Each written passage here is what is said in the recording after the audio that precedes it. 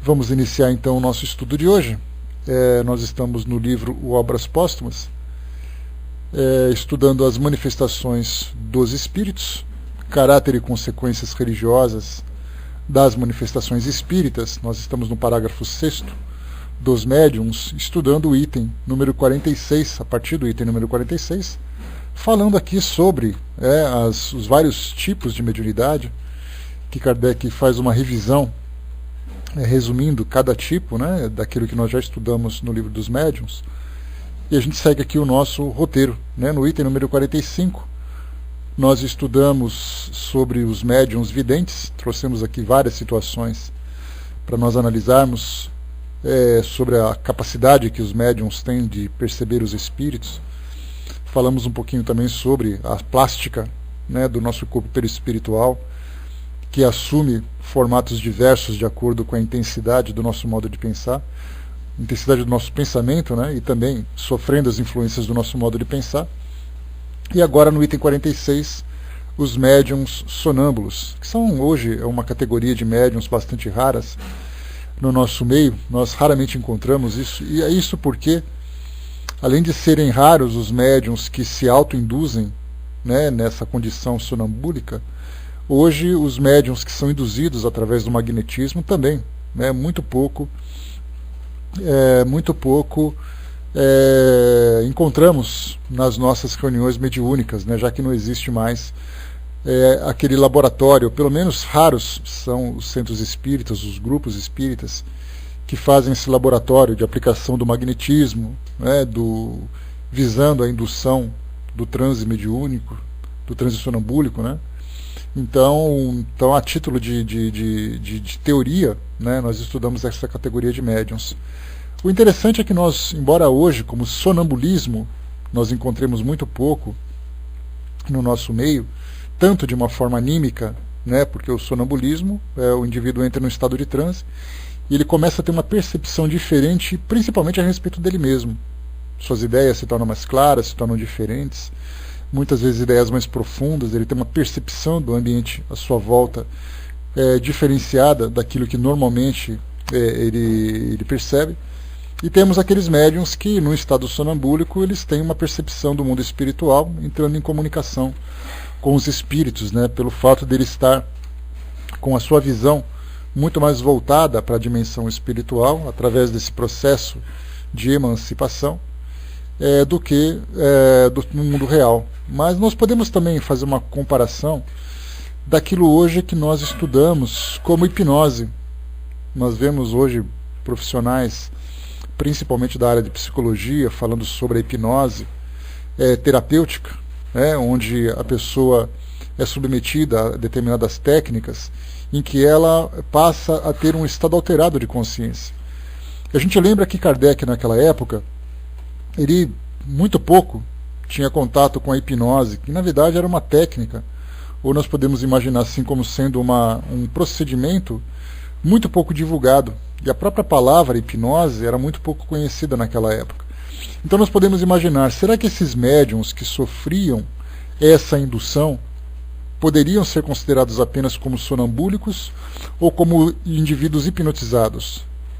Porque durante a hipnose, por exemplo, numa terapia de regressão de memória, o psicólogo, ou o psicoterapeuta, ele induz a pessoa então através de uma concentração, de uma determinada, de uma meditação, ele começa então a sofrer uma alteração no seu estado de consciência e ele começa a adentrar em camadas profundas do seu inconsciente, que se encontram ali adormecidas. Então ele consegue resgatar memórias, dependendo da forma como ele é conduzido. Ele pode inclusive ultrapassar as memórias recentes, presentes, e adentrar ali no ambiente de memórias passadas, que aí a gente entra na regressão de vivências passadas. Então, tudo isso através da indução hipnótica. E nós temos também a pessoa que faz a auto-hipnose, que ela consegue, num estado de concentração, começar a alterar o seu estado de consciência. Então a gente hoje se pergunta, seria um objeto de estudo para nós, eu não fiz esse estudo, não me aprofundei tanto nesse conhecimento. Aliás, eu não me aprofundei nada praticamente, a não ser aquilo que a gente estuda nos nossos livros.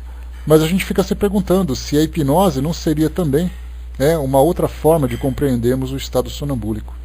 A gente vai fazer a leitura aqui desse nosso texto e eu convido a vocês a fazerem uma comparação. Então, conforme a gente for lendo, a gente fica se perguntando se a hipnose pode ser substituída, a palavra hipnose, a ideia da hipnose, pode ser substituída pela ideia do sonambulismo, para a gente perceber que isso pode acontecer. Porque muitas vezes, indivíduos que estão em consultório nesse estado alterado, induzido pela hipnose, ele pode falar de lembranças do seu inconsciente, da sua infância, do seu passado e tudo mais, mas muitas vezes ele começa a ter naturalmente uma percepção diferenciada do ambiente onde ele se encontra. Então ele começa a falar assim, olha, eu estou vendo aqui, estou vendo uma pessoa falar comigo, estou vendo alguma coisa diferente. Então esse estado alterado também permite que ela tenha uma percepção diferenciada do seu presente a respeito da sua condição de espírito. Ou seja, perceber a presença de outros espíritos, perceber energias e vibrações que se encontram naquele local que normalmente ele não perceberia. Então a gente vai fazer a leitura sobre o sonambulismo, mas guardem ali um espaçozinho para fazer essa substituição do que é sonambulismo, do que pode ser a hipnose. Tá? Bom dia, pessoal que chegou. Então vamos lá.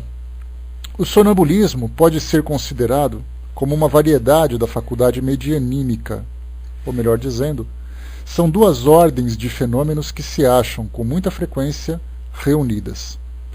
O sonâmbulo age sob a influência do seu próprio espírito. É a sua alma que, nos momentos de emancipação, vê, ouve e percebe fora do limite dos sentidos. O que exprime tira de si mesmo. Suas ideias são, em geral, mais justas que no estado normal. Seus conhecimentos mais extensos, porque sua alma está livre. Numa palavra, vive por antecipação da vida dos espíritos. Então aqui, a gente viu que o indivíduo, nessa condição, ele sofre então essa experiência, ele sofre a influência do seu próprio espírito. Isso significa que tudo aquilo que ele diz, que ele percebe, na verdade, é ele mesmo que diz a respeito dessa percepção diferenciada que ele tem. E aqui o que Kardec coloca para nós é algo assim interessante, que ele vê de um estado muito mais justo, as ideias são mais claras, os conhecimentos mais extensos, ele sente uma liberdade da sua alma. Mas nós temos uns casos aqui também que Kardec não mencionou, afinal de contas ele não tinha ali por objetivo detalhar com tanta profundidade cada uma dessas experiências, mas a gente pode imaginar que o indivíduo numa condição, vamos dizer, psicopatológica, e aí então ele sofre essa indução para entrar no estado sonambúlico. A gente lembra que o magnetismo ele é aplicado de diversas formas. Então ele tem ali através da imposição das mãos, através do sopro. Nós temos alguns relatos, por exemplo, que com o simples sopro do magnetizador, o indivíduo cai praticamente duro. Ou seja, ele entra num estado induzido de imediato em virtude da influência dessas energias. Então, se nós pegarmos um indivíduo que tem ali uma psicopatologia, e aí então ele passa por esse processo, ele experimenta esse tipo de alteração na sua consciência, nem sempre ele vai mostrar, que no geral, como Kardec colocou, ideias mais justas e conhecimentos mais extensos. Muitas vezes ele pode entrar em pânico. Ele pode passar por situações extremamente dolorosas, exatamente porque a sua perturbação, que se encontrava ali adormecida, acaba aflorando. Aliás, esse é um dos pontos interessantes que a hipnose tem hoje. Quando se faz regressão de memória, não necessariamente adentrando a vivências passadas, mas quando se faz uma regressão de memória, o objetivo é conduzir o pensamento do paciente a encontrar pontos no seu inconsciente que estão provocando algum tipo de perturbação no seu presente, no seu estado normal. Então é um medo incompreendido, uma angústia, um estado depressivo. Então técnicas de hipnose têm por esse objetivo. Vamos encontrar exatamente o motivo de você se encontrar desse jeito, de você ter esse medo, de você ter essa angústia toda. E aí então ele vai voltando, e encontra aquele ponto que provoca a perturbação, e é aí que entra, saindo da condição do psicoterapeuta, começa então a entrar na condição, sai da condição do hipnólogo, começa a entrar então a posição do psicoterapeuta, porque ele vai encontrar aquele ponto e o psicoterapeuta vai começar então a trabalhar as suas emoções, trabalhar as suas lembranças, trabalhar o seu estado de ânimo, o seu estado de espírito, para que ele possa se libertar daquele ponto. Então ele vai até certo ponto, resolve aquele problema no seu inconsciente, volta para o presente com o problema resolvido. Então essa é a ideia. Então nesse caso, quando nós falamos de um indivíduo que passa por essa perturbação, muitas vezes pode ser bastante angustiante para ele. Pode ser bastante angustiante para ele ter contato com essas lembranças que se encontravam adormecidas. Então ele estava ali sofrendo, não estava se sentindo muito bem, coisa e tal, mas de repente ele se depara com essa realidade. Então essa sua emancipação, essa sua ampliação do seu modo de pensar, faz com que ele tenha também uma visão aprofundada de coisas que ele não queria se lembrar. Por isso então a gente imagina, né, que o médium sonambúlico é sempre aquela pessoa tranquila, que vai sempre falar coisa boa, sempre ver alguma coisa positiva, mas algumas vezes pode ser bastante perturbadora. Nesse caso, por exemplo, como Kardec colocou, ele vive por antecipação da vida do espírito, porque ele, como ele próprio, ele começa então a observar o ambiente à sua volta dentro da visão espiritual, e não mais tendo a compreensão limitada do seu pensamento, digamos, como encarnado. A sua visão também ultrapassa as barreiras do mundo material, então é exatamente ali, está encarnado, mas ele tem essa percepção diferenciada. A Fraterna colocou, geralmente trocamos a situação negativa por uma positiva, aí o cliente fica melhor. É uma forma de trabalhar, né? Por isso que muitas vezes, Fraterna, né? Você trabalha com psicologia, é isso? Bom dia, Osmar, bom dia, João. Trabalha, né? Então, na verdade, a gente pensa assim, hoje é muito difundido no meio, na mídia, né, essa ideia da hipnose. Então nós vemos muitas pessoas falando, dando as suas opiniões e tal. Então ele fala assim, olha, no estado de hipnose, você faz uma regressão de melhora e você melhora. De memória e depois você melhora. Só que eles acabam excluindo aí exatamente a capacidade do psicoterapeuta de lidar com essas emoções. Então eles acabam utilizando a hipnose como uma técnica e se esquece do lado profissional. Então tem alguém que fala assim, não, eu sou hipnólogo, eu sei fazer isso. Você pode até saber fazer, mas e quando você se depara com um problema, como é que você vai lidar com ele? É aí que vem a grande diferença do profissional. Porque você encontra aquele ponto, consegue fazer essa mudança dentro da pessoa para que ela possa voltar para o seu estado normal, numa condição mais saudável, mais equilibrada. Né? Então hoje a gente vê a banalização da ideia da hipnose como se isso fosse carne de vaca, né? Todo mundo pudesse fazer, fosse tranquilo, ninguém tivesse bloqueios. Porque muitas vezes um trauma do passado, seja desse passado presente, seja de um passado distante, em vivências passadas, o indivíduo cria um bloqueio exatamente como autoproteção. Né? O nosso cérebro tem esse sistema de autoproteção. Se aquilo te provoca uma grande perturbação, você bloqueia aquilo. E aí então você adentrando nessas camadas inferiores, né, do subconsciente, consegue tocar, consegue quebrar essa barreira, mas tem muitas pessoas, imagino que você tenha vivido essa experiência, que tenha um grande bloqueio e não consiga ultrapassar aquilo, ele não quer entrar. Embora conscientemente ele deseje, inconscientemente o desejo dele é muito maior de não acessar aquilo do que fazer. Aí é aquele trabalho, né, a longo prazo, de persistência e tudo mais. Né? Então, não é tão simples como a gente imagina. E nesse estado sonambúlico que Kardec utilizava naquela época, eu vejo, né, não sei, posso estar equivocado, como eu comentei com vocês, eu vejo que essa indução magnética, né, essa indução magnética que ele fazia para induzir ao estado sonambúlico, nada mais era do que uma técnica hipnótica, que naquela época recebia outros nomes, ou não eram valorizadas, sei lá, ou não era valorizada, né, não sei como, né. Então fazemos isso em última análise, né? Bom, aí cada terapeuta, né, lida com seus pacientes de acordo com as circunstâncias, né? Mas a gente vê que, né, dá a impressão assim, de que todo mundo que vai para um consultório vai fazer uma regressão de memória, todo mundo consegue fazer isso com naturalidade. Porque assim como, né, a gente lembra que nesses estados sonambúlicos de autoindução, tem indivíduos que têm grande facilidade e tem indivíduos que não conseguem absolutamente nada. Então varia de indivíduo para indivíduo, né?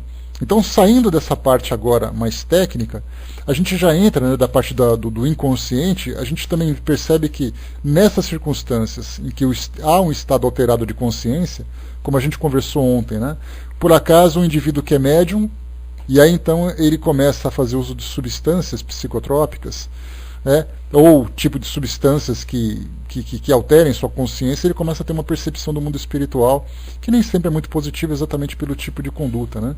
Então, como a gente falou, o indivíduo alcoolizado, o indivíduo que usa drogas, o indivíduo que usa ervas, como é o caso, por exemplo, dos indígenas, do Santo Daime e outras seitas e religiões que nós temos pelo mundo afora, que fazem uso de substâncias que provocam essa alteração, exatamente para facilitar o contato do indivíduo com o mundo espiritual, de acordo com a sua crença. Nesse caso, a gente lembra que, independente dessas substâncias, você pode também, através dessa técnica, seja ela de hipnose, que dá uma percepção diferenciada, seja através do sonambulismo, né, de acordo com esse nome que nós colocamos, Kardec ele explica o seguinte, que o médium, ao contrário do indivíduo que apenas tem uma percepção diferenciada sobre o conteúdo da sua mente, é um instrumento, um médium nesse caso, é um instrumento de uma inteligência estranha. Ele é passivo e o que diz não vem absolutamente dele. Em resumo, o sonâmbulo exprime seu próprio pensamento e o médium exprime o pensamento de outro. Mas o espírito que se comunica com o médium comum pode também fazê-lo com o sonâmbulo. Frequentemente, mesmo o estado de emancipação da alma durante o sonambulismo torna essa comunicação mais fácil. Muitos sonâmbulos veem perfeitamente os espíritos e os descrevem com tanta precisão quanto os médiuns videntes. Podem se entreter com eles e transmitir-nos seu pensamento. O que dizem fora do círculo dos seus conhecimentos pessoais, lhes é frequentemente sugerido por outros espíritos. Aqui, mais uma vez, Kardec apresenta para nós o lado positivo desse estado alterado de consciência, e nós nos esquecemos que muitas vezes, né, pessoas que, por exemplo, sofrem indução hipnótica ou fazem a auto-hipnose, pessoas que vivenciam essa experiência do sonambulismo, né, sendo a mesma coisa que hipnose ou não, como eu falei para vocês, pessoas que muitas vezes, durante o sono, essas pessoas que são sonâmbulas, que normalmente andam pela casa, mexem na geladeira, vão para a rua, fazem e acontece durante esse estado de sono, né, podem muitas vezes acordar com terror, viver um terror naquele momento, porque quando ele entra em contato com o mundo espiritual, ele vai exatamente ter contato com os espíritos que são atraídos pela sua própria natureza. Nós temos casos, para vocês terem uma ideia, quando nós estudamos sonambulismo no Livro dos Espíritos já há algum tempo, eu trouxe para vocês um documentário do Discovery que falava sobre pessoas que estupravam outras durante a noite. Então ele entrava num estado sonambúlico, caminhava pela casa, pela rua, estuprava alguém, depois voltava para casa com toda a naturalidade e acordava sem ter consciência disso. Aí ele era denunciado, era preso, ia para o tribunal, e aí então vinha, né, aquela ideia que ele falava, aparentemente com sinceridade, dizendo, olha, eu não lembro absolutamente nada do que aconteceu. E são vários os casos. Isso não é um caso tão raro como a gente imagina. Coloquem, por exemplo, sonambulismo, estupro, que vocês vão ver muitas situações. Às vezes o marido, por exemplo, acorda durante a noite, estupra a mulher. Aí quando chega de manhã a mulher fala, por que você fez isso, que você me machucou, e coisa e tal. Ele fala, mas eu não fiz isso, eu estava dormindo a noite toda. Então isso pode acontecer também nessa parte do sonambulismo que a gente estuda no Livro dos Espíritos, ou aqui no Obras Póstumas, ou mesmo no Livro dos Médiuns. O sonambulismo vai muito além daquilo que a gente está vendo agora. Né? A Vaninha está perguntando se por acaso uma agressão, um grito, alguma coisa pode acontecer. Algumas vezes sim, Vaninha. É aquele caso assim que no meio da ação a mulher acaba gritando, acaba agredindo o marido, ele acorda assustado e fala, o que foi que você está me batendo?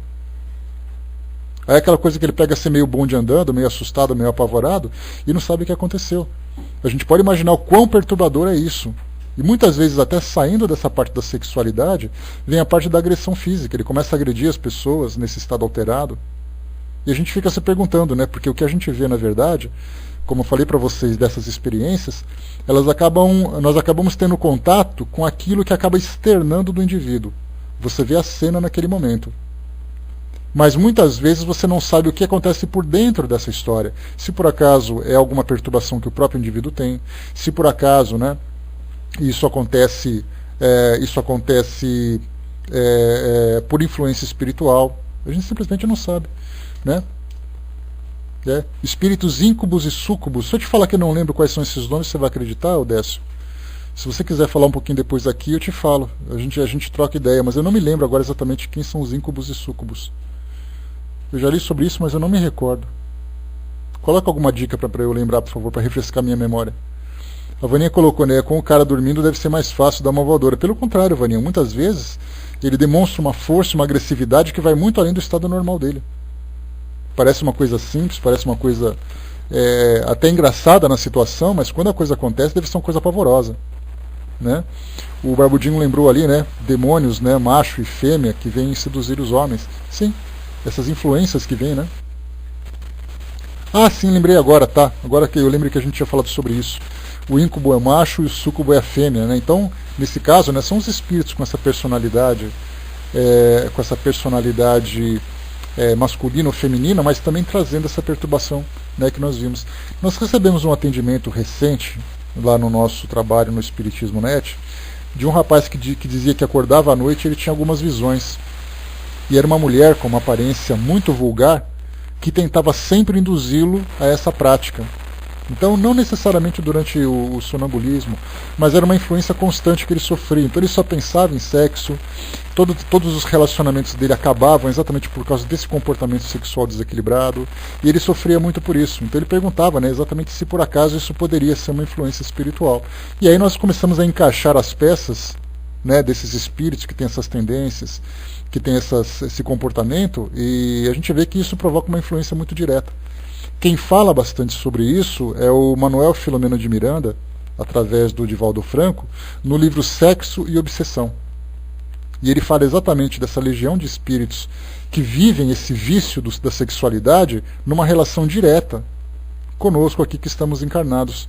E quem faz uma menção sobre isso também é exatamente o Raul Seixas, naquele livro Roqueiros do Além. Ele também comenta sobre esses espíritos que induzem os encarnados na sexualidade, como pode acontecer da agressividade, né, que a gente está tocando nesse assunto especificamente. Mas a gente pode falar do vício, da agressividade, da maledicência, da calúnia, de tudo, né? Os espíritos são o que são, assim como nós somos o que somos. Se nós somos para o mundo espiritual, eu também tenho, também é bem interessante, Dudu. Né? Aliás, quando eu fiquei naquele período de quase 10 dias offline aqui, enquanto a minha conexão era ajustada, né? Eu consegui colocar em dia aqui muitos áudios que estavam parados, e esse foi um deles. Né? Enquanto eu fazia o trabalho offline, né? Fazia ali ao som, né? Com a trilha sonora desses livros. Né? Então, dá para a gente imaginar como as coisas são. Então, na verdade, nós vamos para o mundo espiritual e nós levamos conosco os nossos interesses. Então eu posso achar muito mais interessante a vivência aqui entre os encarnados, porque o comportamento continua, né, da mesma forma que eu gostava. Eu posso influenciar as pessoas a fazerem aquilo que eu desejo, de uma forma positiva ou de uma forma negativa.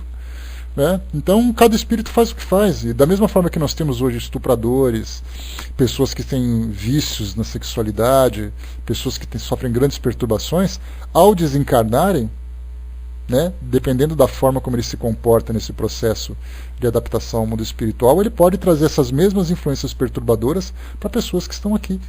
Aliás, como é que a gente pode afirmar, por exemplo, que os estupradores não são vítimas dessas influências, somados naturalmente às suas próprias perturbações? Né? O Décio colocou, né, justamente, né, espíritos obsessores tendo relações sexuais, uma pessoa viva sentindo inclusive penetrações, etc. Né? Isso aí é a parte mais da influência direta dos espíritos, né? Às vezes um efeito material, alguma coisa assim. Da mesma forma que Kardec relatou, por exemplo, no livro O Céu e o Inferno, o espírito de Castelnaudary, o assassino de Castelnaudary, onde uma história que contava, né, uma pessoa que morava numa residência e ele levou um tapa na cara. E quando ele se deu conta, né, ele estava sozinho na casa, e aí então ele solicitou ajuda, né, de exorcistas, de padres, sei lá, né, e depois ele conseguiu também entrar em contato com a sociedade parisiense. E Kardec, né, fazendo a evocação do espírito, conseguiu, depois de muito trabalho, que a gente chegou a estudar sobre isso, foram várias evocações, o espírito foi se tornando mais flexível, né, e aí vimos ali que se por acaso um espírito pode provocar uma agressão como essa, ele pode também induzir, né, ou provocar essa sensação da sexualidade. né, o Dudu lembrou aqui que a casa da noite eterna, o espírito obsessor transa com a moça que estava morrendo, né? Então isso aí, a gente, no mundo espiritual, nada mais é do que um reflexo do mundo físico, do mundo material, daquilo que nós percebemos, né? E de acordo com as circunstâncias, de acordo com o espírito, com a oportunidade, ele pode também dar continuidade a esse mesmo tipo de prática. Bom, aqui então, como a gente vê, né, quando o Kardec fala dos sonâmbulos, a gente vê que isso pode sair, né?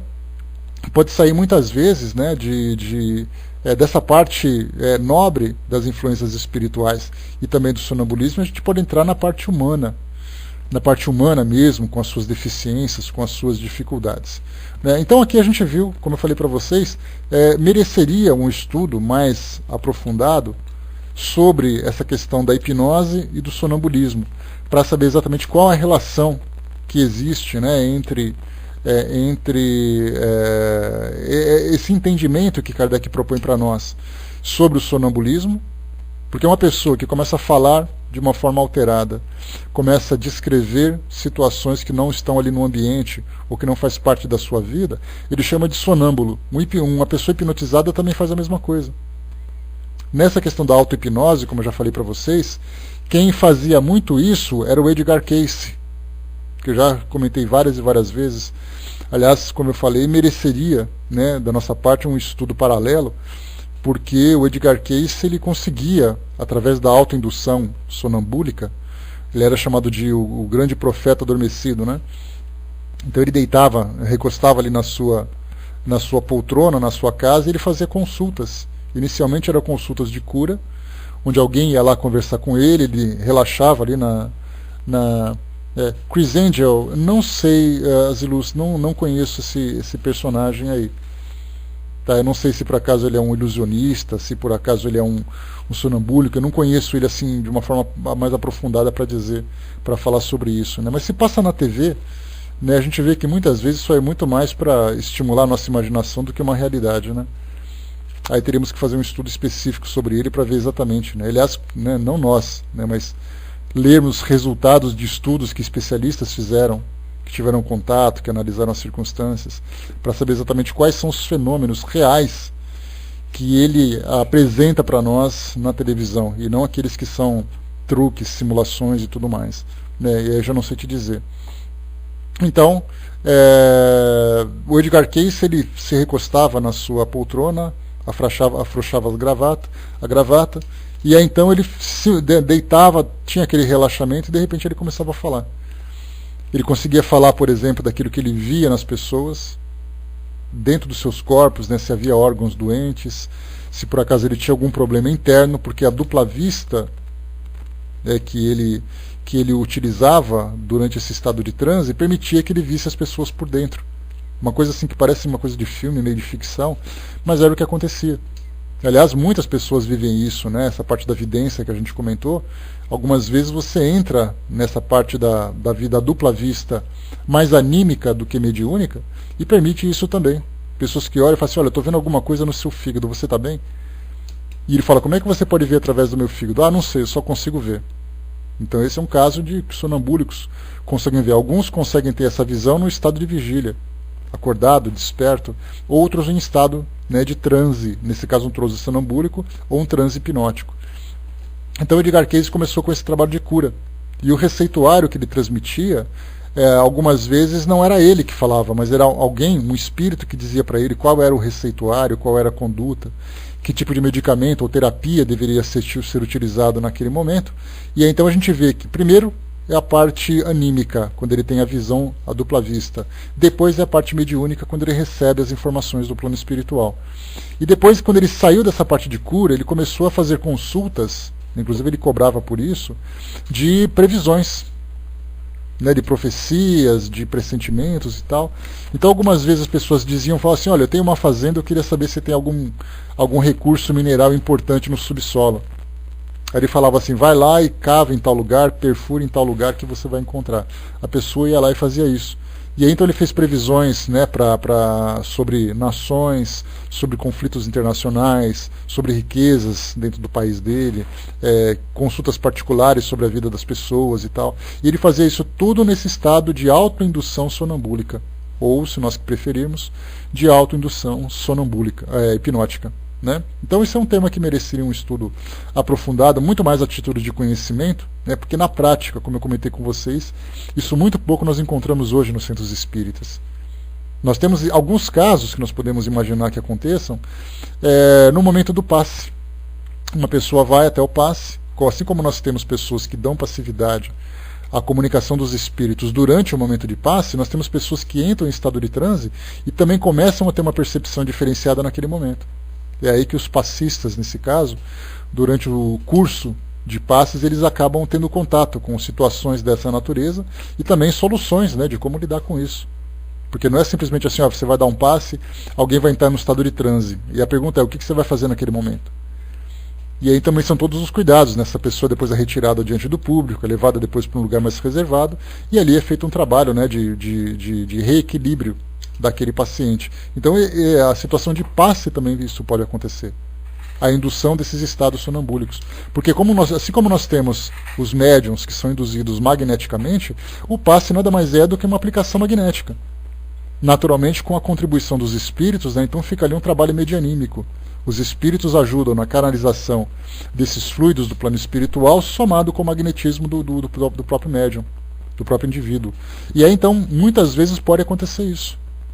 Então ele fala assim, olha, no momento em que eu estava ali tomando passe, começou a me dar uma tontura, comecei a ter, assim, ouvir algumas coisas assim meio abafadas e coisa e tal, era exatamente uma aplicação magnética que estava induzindo a pessoa a um estado de emancipação. Que nem sempre isso se completa. Mas algumas vezes se completa e outras vezes, inclusive, pode acontecer da incorporação. Aliás, a incorporação pode acontecer até no momento do passe, até no momento das palestras, né? Então existe assim aquela orientação, não deem passividade, não façam isso, tomem cuidado e coisa e tal, né? Começam todas essas orientações. Então a gente vê que esse estado de sonambúlico, ele pode não ser estudado adequadamente, mas como a gente viu, isso pode acontecer no dia a dia do trabalho nas casas espíritas, né? Dudu colocou, aconteceu comigo durante um tempo, não tenho mais, eu dava passe e via um órgão que não estava bem, né? Não tenho mais isso. Esse é o caso durante o momento de passe, o próprio médium, o passista, ele pode também se induzir num estado de emancipação. E ali ele tem essa dupla vista e tem essa percepção. Cidizinha lembrou aqui que no Nordeste o padre Cícero tinha essas visões e ajudava os moradores da região do Cariri a encontrar locais onde tinha água no subsolo para a construção de poços profundos. Exatamente, né? Os poços artesianos eram construídos e o padre Cícero tinha essa habilidade. E todo mundo dizia que era um milagre, coisa e tal, mas a gente começa então a perceber que essa condição do indivíduo ela está muito ligada a fenômenos anímicos que pode também se desdobrar num fenômeno mediúnico. Azilus colocou essa emancipação seria o repouso do espírito que as igrejas falam. As pessoas entram numa espécie de sono. Olha, Azilus, depende. A emancipação, a gente só vai conseguir ter uma comprovação disso se por acaso o indivíduo que viveu essa experiência relatar que ele teve uma percepção do mundo espiritual. Do contrário, naquele momento em que ele está tá recebendo a bênção durante a missa e coisa e tal, ele pode realmente entrar num estado de sono profundo, de inconsciência naquele momento. Então, para a gente classificar como emancipação, a gente tem que analisar quais foram exatamente ali as experiências vivenciadas.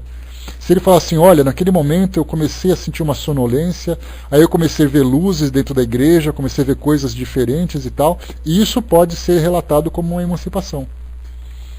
Né? Mas a gente tem que considerar também muitas vezes o estado de indução pela própria fé da pessoa, né? Que a gente já falou sobre isso, aquele estado de êxtase, como acontece, né? Então tudo é questão da gente analisar os detalhes.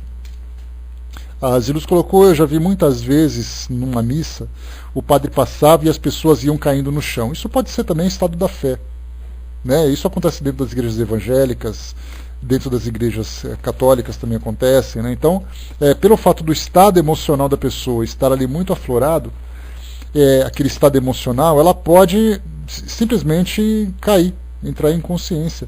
Kardec fala sobre isso, né? Nós temos até mesmo os convulsionários, que é um estado de indução magnética ou mesmo mediúnica, em que a pessoa cai no chão e tem convulsão. que foi aquele caso que eu comentei com vocês, daquela escola no Nordeste, onde várias crianças, quando viam uma pessoa caindo, uma delas caindo no chão, outras entravam e nós tivemos ali um transe coletivo.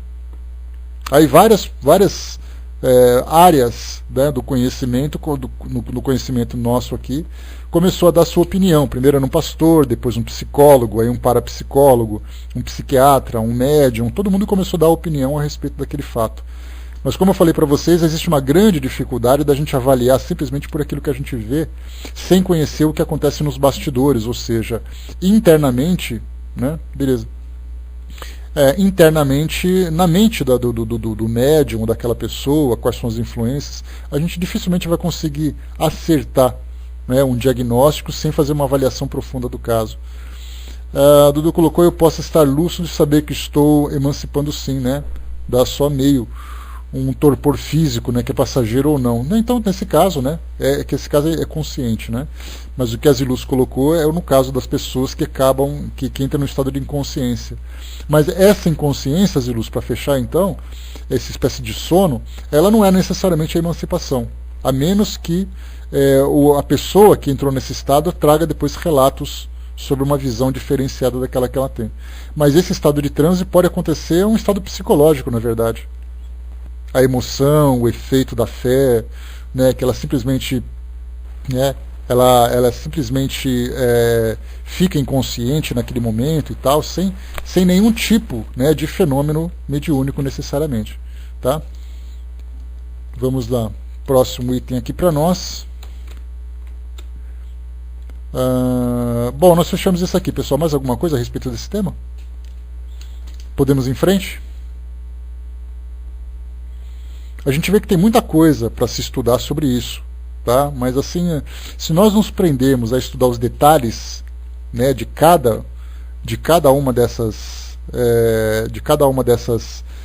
desses fenômenos, né, a gente acabaria não tendo essa visão mais amplificada, mais ampliada daquilo que nós estudamos sobre mediunidade de modo geral, né? Mas a gente vê que nesses estudos mediúnicos específicos, né, esse é um tema que não deixa de chamar a atenção, de ser bastante interessante.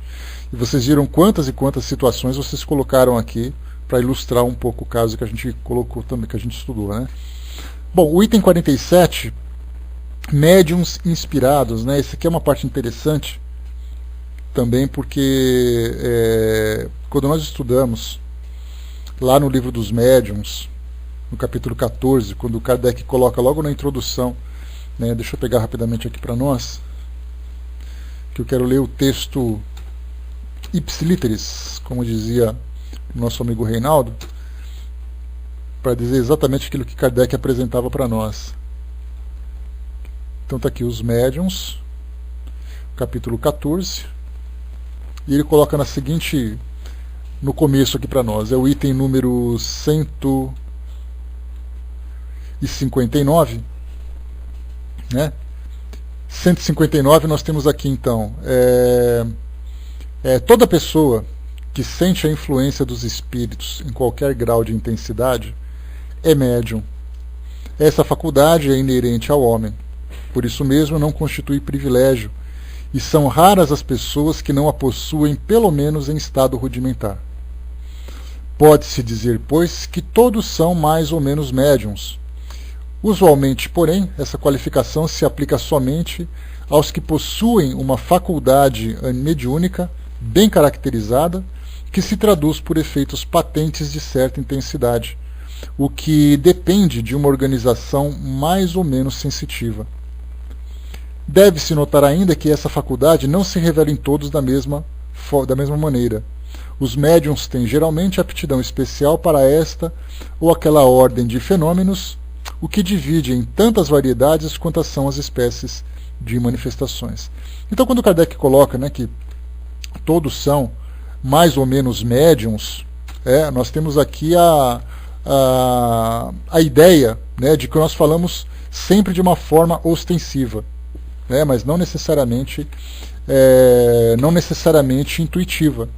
E quando ele diz exatamente isso, né, que todos são mais ou menos médiuns, então isso lembra exatamente que essa parte da influência, né, dos espíritos, trazendo para nós algum tipo de pensamento, algum tipo de inspiração, ele serve também como parâmetro, né, dessa nossa percepção a respeito daquilo que os espíritos interferem no nosso dia a dia. Por exemplo, vamos lá, médiuns inspirados.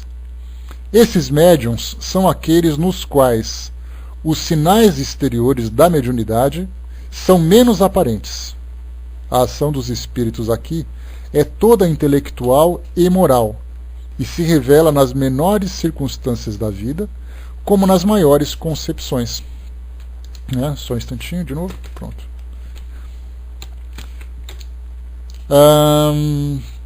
Tá. É sobre essa relação, sobretudo, que se pode dizer que todo mundo é médium, pois não há ninguém que não tenha seus espíritos protetores e familiares que fazem todos os esforços para sugerir aos seus protegidos pensamentos salutares. No inspirado, é frequentemente distinguir o pensamento próprio daquele que é sugerido. O que caracteriza este último é, sobretudo, a espontaneidade. Bom, vamos lá.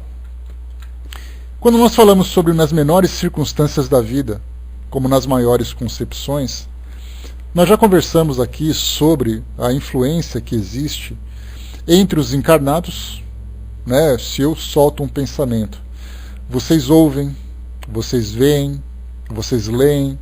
Então não importa a forma como eu manifesto a minha ideia, isso pode provocar sobre vocês algum tipo de efeito. Então nós estamos nos influenciando constantemente.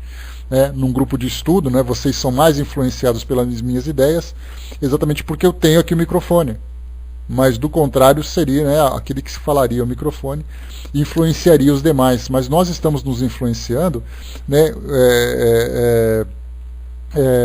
de uma forma conjunta por aquilo que eu falo e por aquilo que vocês escrevem.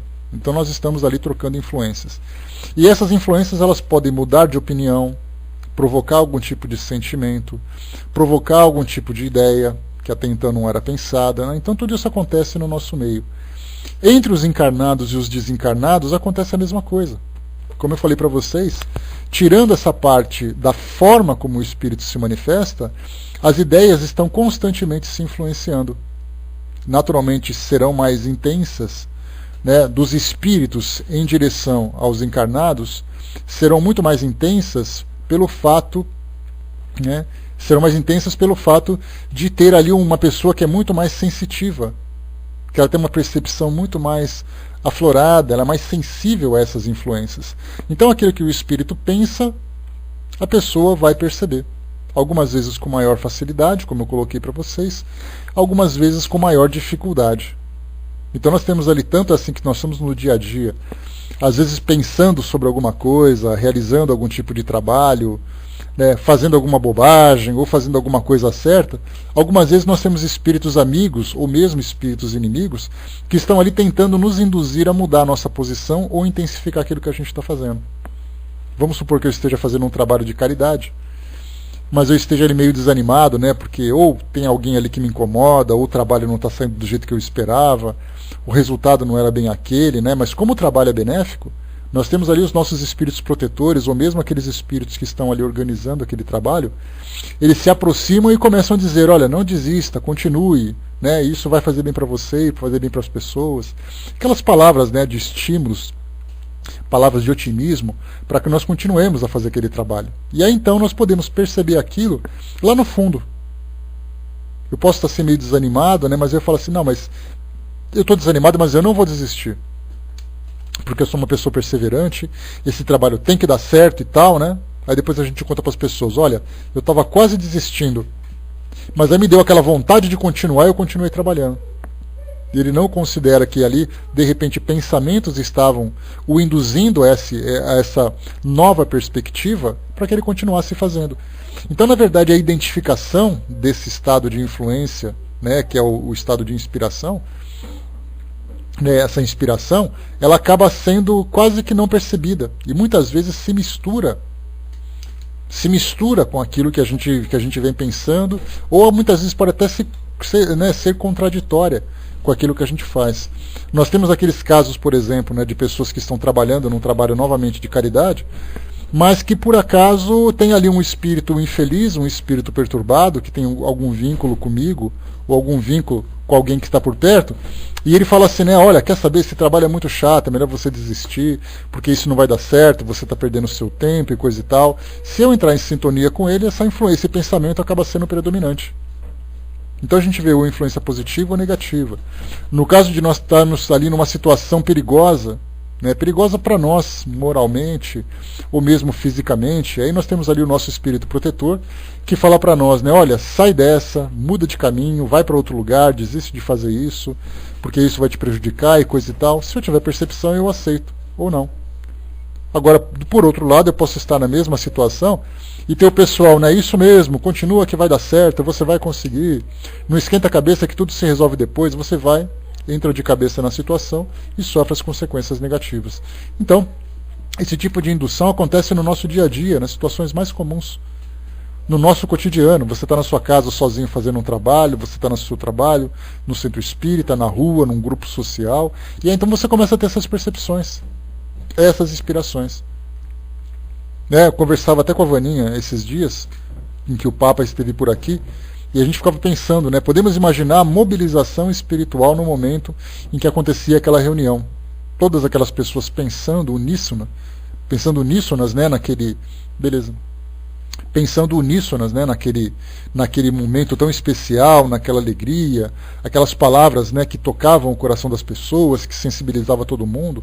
Nós podemos imaginar ali todos sendo envolvidos e influenciados por esses espíritos. É claro que nós tínhamos ali a turma do contra, né, que tentava, né, utilizar aquelas mentes encarnadas que pensavam o contrário, sempre viu o lado negativo, nossa, porque isso, eu não suporto esse tipo de coisa, porque eu não vejo a hora disso acabar, porque eu não concordo com essas ideias, porque isso, porque aquilo. Então nós tínhamos ali, né, ideias de todos os lados, de todos os teores.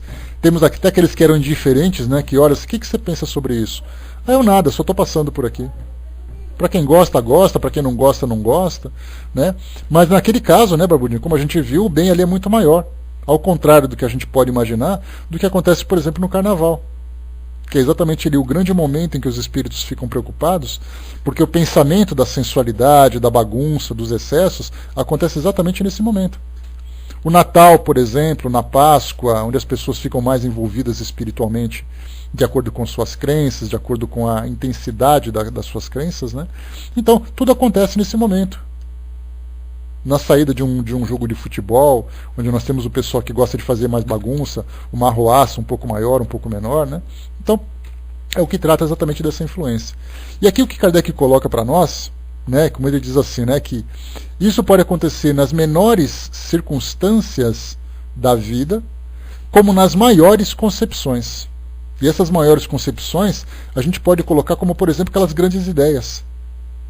Porque os espíritos estão presentes ao lado dos seus tutelados, ou ao lado das pessoas a quem eles podem influenciar, independente do que ele acredita ou não. Aliás, essa é uma grande, o grande trunfo que o Espiritismo tem, que Kardec gosta muito de reforçar isso, é que a partir do momento em que nós começamos a ter uma compreensão maior do mundo espiritual, nós começamos então a desmascarar, principalmente aqueles espíritos que agem nas sombras, tentando nos induzir no silêncio do nosso inconsciente. Então eles nos influenciam, nos manipulam constantemente. A questão 459, se não me engano, do Livro dos Espíritos, nós temos ali exatamente isso. Né? Se não for 459, me corrijam, por favor. Então, 459, em que Kardec pergunta, né, os espíritos influenciam em nossos pensamentos e atos? E a resposta, muito mais do que imaginais. De sorte que são eles que vos induzem, né, que nos manipulam. Então, a gente vê assim que a presença dos espíritos, a partir do momento em que nós começamos a fazer ali uma análise do mundo espiritual, reconhecer essa influência, reconhecer a forma de ação, tudo se modifica. Então, esse conhecimento começa a ter uma relação direta com aquele vigiai e orai que Jesus colocou no seu Evangelho. Então nós começamos assim, olha, eu sei que eu não estou aqui sozinho, eu sei que eu posso estar influenciado durante o meu momento de tranquilidade, durante o meu momento de trabalho, durante o meu momento de lazer, não importa. A gente já chegou a falar sobre isso, né? Até que ponto os filmes, por exemplo, nos induzem, nos influenciam. Quer dizer, então, que eu não tenho que ligar a televisão porque eu não posso ser influenciado? Você pode utilizar aquilo de uma forma prazerosa, de uma forma informativa, ou viver aquilo realmente no seu dia a dia. Porque você, de repente, assiste a um filme, você fala assim, eu estou assistindo um filme de ação que eu gosto. Esse filme de ação pode ser apenas um filme de ação. Agora, se eu quiser me tornar uma pessoa que quer aplicar essa ação que eu vejo nos filmes no meu dia a dia, a gente já viu como acontece, né? Eu vou querer ser herói, vou querer ser bandido, vou querer ser agressivo, etc. e tal. Então esse tipo de influência acontece o tempo todo. Nesse caso aqui, nas grandes concepções, nós temos aqui todos aqueles que realizam grandes trabalhos. Não precisamos necessariamente falar de grandes produções, de grandes cientistas, de grandes descobertas, grandes composições.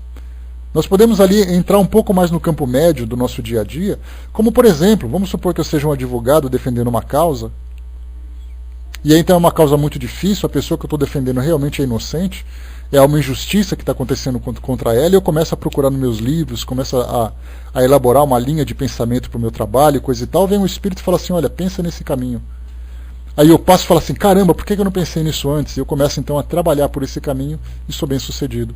Então nós temos professores, nós temos médicos. No momento em que ele começa a fazer o trabalho, vem um espírito e fala assim, presta atenção no fígado dele. Aí do nada ele fala assim, deixa eu ver esse fígado aqui. De repente ele olha e encontra um problema. Presta atenção nessa terapia, presta atenção nessa conduta. Cuidado com isso, cuidado com aquilo. Então nós temos ali várias influências que acontecem por espíritos que nos acompanham profissionalmente. Nós temos espíritos que nos acompanham moralmente, espíritos familiares. Então vai depender do quê? Do tipo de relação que nós construímos. Muitas vezes nós não percebemos essa influência porque nós não estamos em sintonia com eles. Eu estou fazendo meu trabalho, eu sou médico, por exemplo, preocupado com a greve, preocupado com o meu salário, preocupado com a condição do trabalho, e não vejo um paciente como um ser humano querendo receber ali um tratamento para aliviar a sua dor. E aí então, por mais espíritos que venham e falam assim, olha, presta atenção ali que tem um problema, cuida daquele órgão que está com problema, e eu simplesmente não percebo. Porque eu estou percebendo, meu nível de vibração é outro, é tão baixo, de acordo com a realidade dos problemas que eu enfrento, que eu não consigo ter essa afinidade com o mundo espiritual. Então a gente vê assim, como os espíritos sofrem para nos ajudar, para nos trazer essa influência, e como nós estamos distantes muitas vezes por não percebermos essa influência. Deixa eu ver aqui que vocês colocaram. Tá. Continua aqui também para nós, né? Então, no inspirado, como diz Kardec, é frequentemente difícil. Não precisa, não. No inspirado é frequentemente difícil distinguir o pensamento próprio daquele que lhe é sugerido. O que caracteriza esse último é, sobretudo, a espontaneidade, quer dizer, acontece simplesmente de uma forma mecânica quase, né? E continua. A inspiração torna-se mais evidente nos grandes trabalhos de inteligência. Os homens de gênio de todos os gêneros, artistas, sábios, literatos, oradores, são sem dúvida espíritos adiantados, capazes por si mesmos de compreender e conceber grandes coisas. Ora, é precisamente porque são julgados capazes que os espíritos que querem a execução de certos trabalhos sugerem-lhes as ideias necessárias.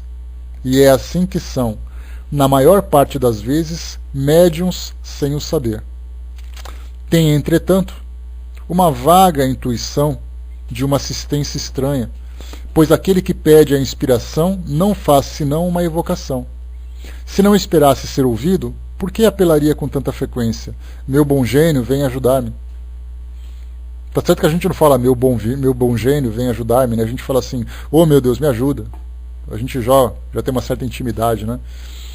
Ou então assim, né, pelo amor de Deus, Jesus, vem aqui dar uma força e tal, estou precisando.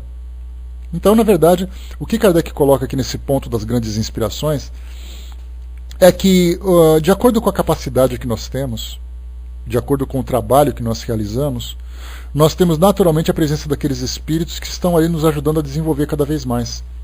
Principalmente se nosso trabalho se torna produtivo em benefício da humanidade.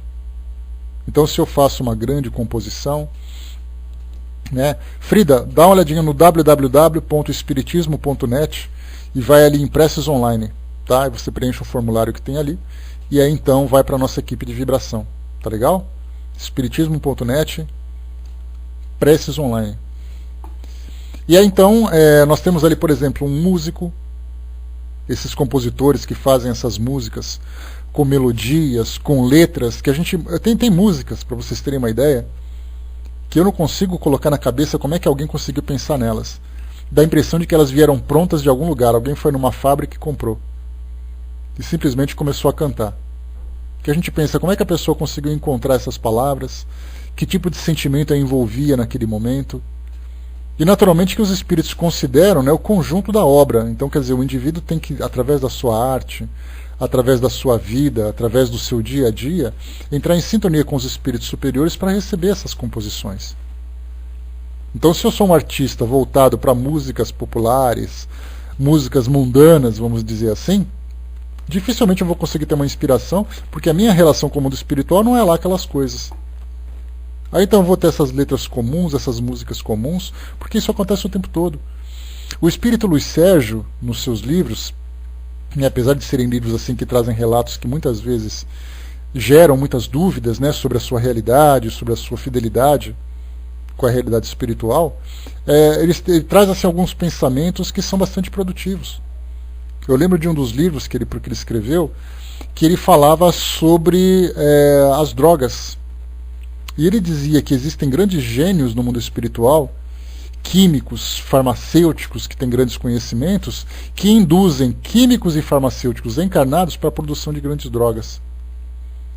Então eu posso produzir, por exemplo, o LSD, que é um ácido que foi produzido em laboratório, o êxtase produzido em laboratório, a cocaína foi produzida em laboratório, o crack produzido em laboratório, e a gente fica se perguntando quem foram as mentes que conseguiram conceber esse tipo, né, de produção, e quem eram os espíritos que estavam ali presentes. Porque certamente ali para criar essa grande obra, ou ele pode ter o conhecimento dele próprio, como Kardec coloca aqui, ó, olha só que interessante. Ele diz assim, os homens de gênios de todos os gêneros, artistas, sábios, literatos, oradores, são sem dúvida espíritos adiantados em termos de conhecimento, capazes por si mesmos de compreender e conceber grandes coisas.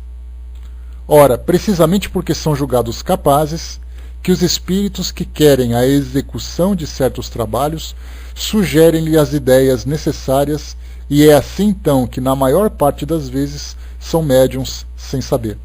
Então nós vemos ali que algumas vezes eu não sou espírito moralmente lá aquelas coisas, mas eu posso ser um grande orador.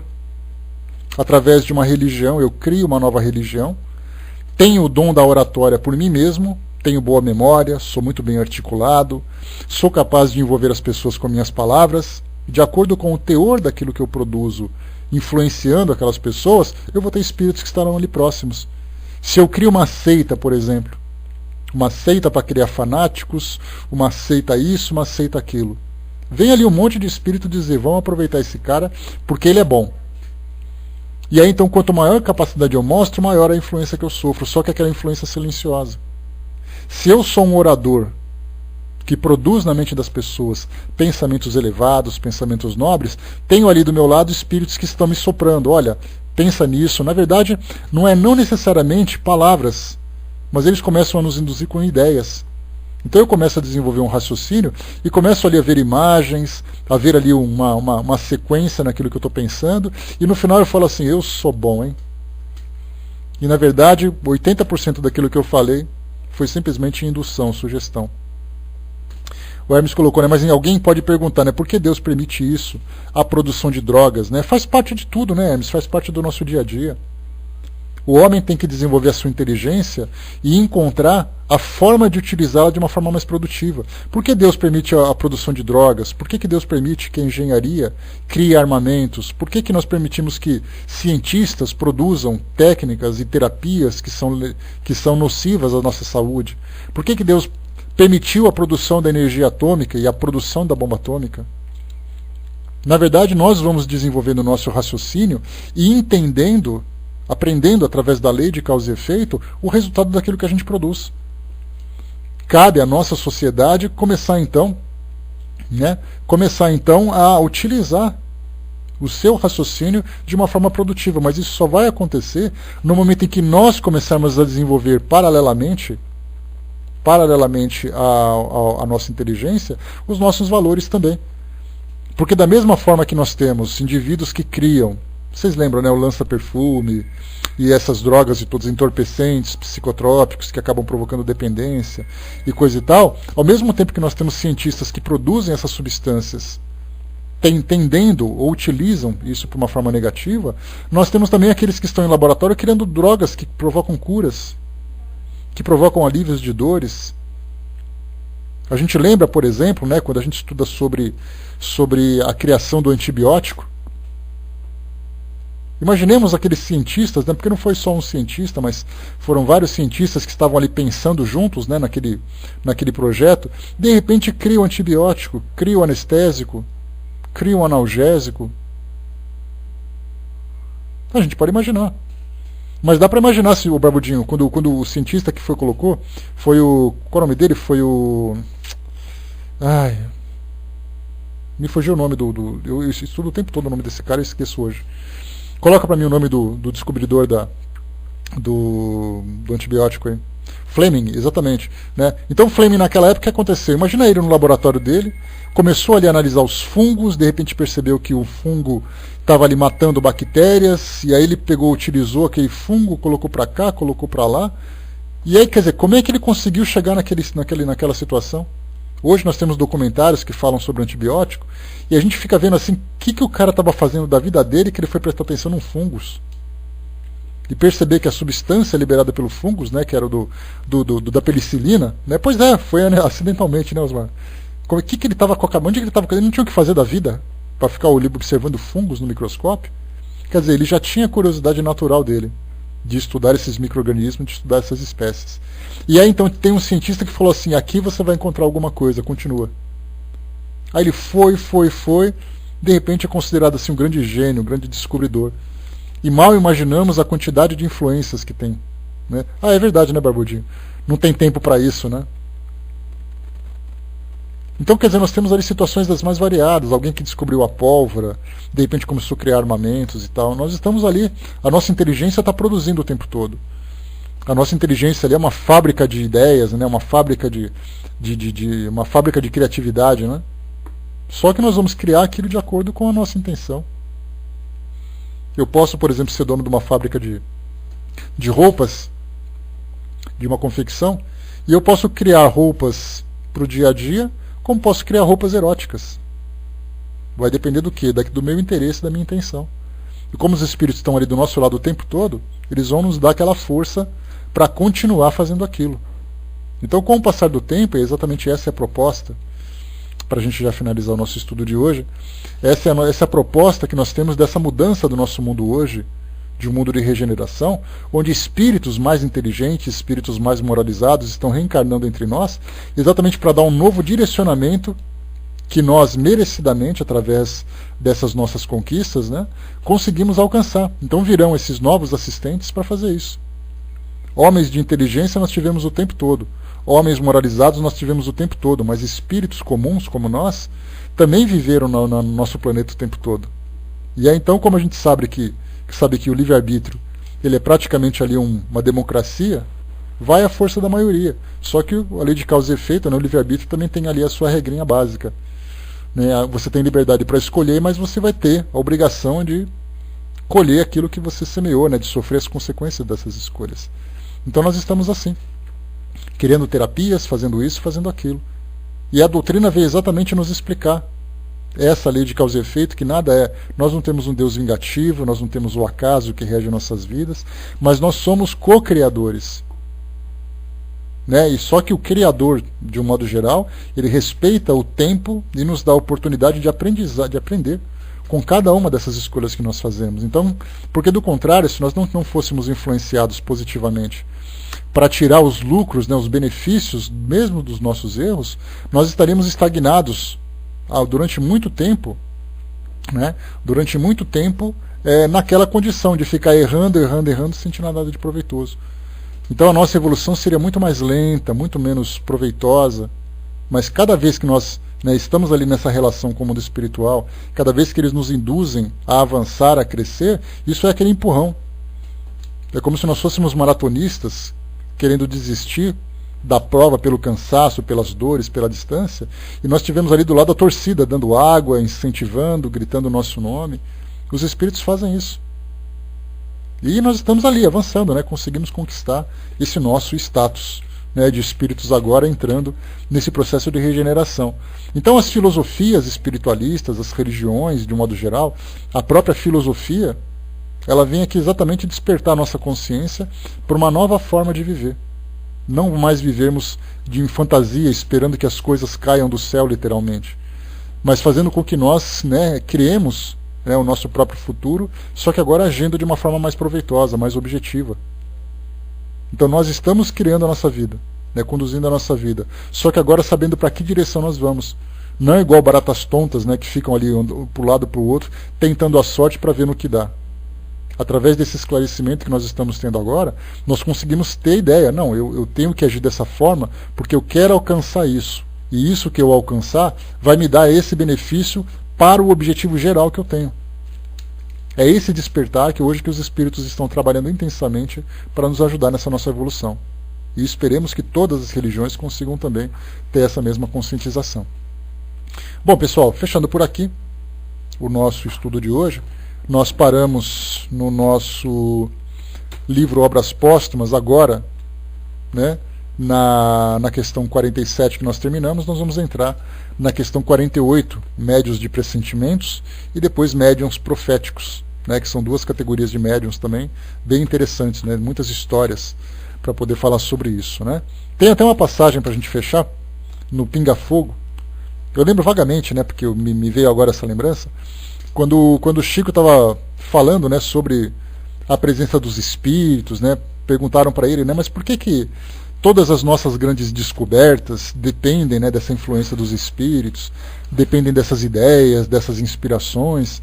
No passado, por exemplo, nós tínhamos os filósofos gregos que produziam grandes obras. E aí o Chico falou assim, quem pode garantir que eles também não eram médiums? Aí provocou aquele riso geral, porque foi uma resposta assim que de matar pulga, se matou na unha. Porque exatamente isso, quer dizer, os grandes filósofos estavam escrevendo ali os seus pensamentos, as suas ideias sobre o homem, sobre o mundo, sobre a vida. Quem garante que eles não estavam ali também reproduzindo aquilo que os espíritos inspiravam naquele momento? Essa é a parte interessante também dessas nossas histórias, que ilustram tanto esses nossos estudos. Bom, eu vou passar então para o nosso amigo Hermes. Pois é, mas por que não? Mas para aqueles que perguntaram, Hermes, de uma forma muito cética, que não tem essa crença, acreditam que o homem é capaz de grandes produções por si mesmo. Só que é exatamente isso. Sim, podem, mas quanto maior a sua capacidade, maior é a facilidade que os espíritos têm de encontrar neles uma fonte, de produzir mais ideias ainda.